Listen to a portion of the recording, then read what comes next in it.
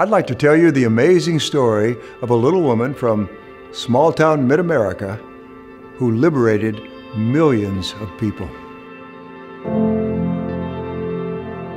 Her parents warned her not to marry Jack.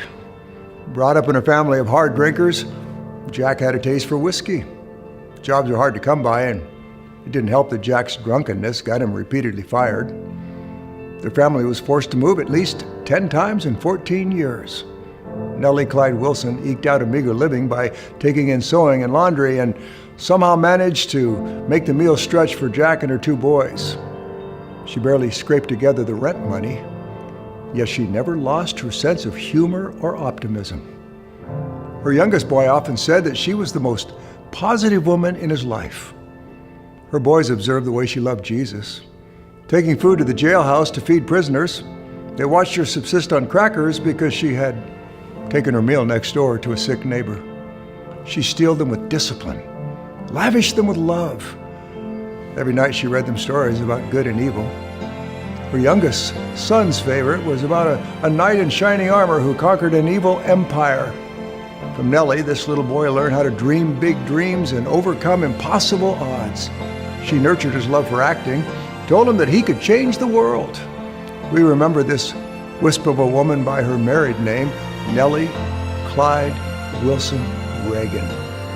The son she nicknamed Dutch grew up to live out his mother's bedtime story, becoming the knight in shining armor who triumphed over an evil empire. President Reagan often said that his mother was the most influential person in his life. Could it be that she was the one who tore down the Berlin Wall and set millions free from communist tyranny because of a dream that she instilled in her son? We should all take heart from something that Nellie wrote in her well-worn Bible. You can be too big for God to use, but you can never be too small. This is just another amazing story from history. History. His story. God's story. His story is really your story too. So go out and write another chapter in your life story. Remembering what Nellie wrote in her Bible. You can be too big for God to use. But you can never be too small.